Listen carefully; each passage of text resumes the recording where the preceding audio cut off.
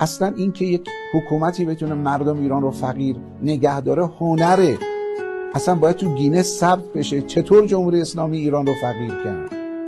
چون این کشور خاکش ثروته، نمکش ثروته، سنگش ثروته. آخه شما مگه میشه جایی از دنیا رو پیدا کنید که همون روز بتونید برید اسکی کنید رو برف، با 1 ساعت پرواز، 1 ساعت و نیم پرواز برید اون سمت تو دریا شنا کنید؟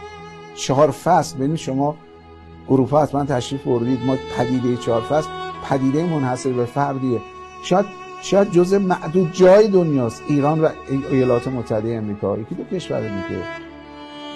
بهار، تابستان، پاییز، زمستان. شما تو اروپا فقط 2 تا فصل دارید، یه کمی گرمه، بقیه‌اش خنک و سرده. این کشوری که از هر چیزش میشد پول در آورد، از جاذبه‌های گردشگری، از منابع کانی و نفتی. کشور آمارهای رسمی میگه از 80 میلیون 60 میلیون نزدیک خط فقرن. واقعا بی‌نظیره.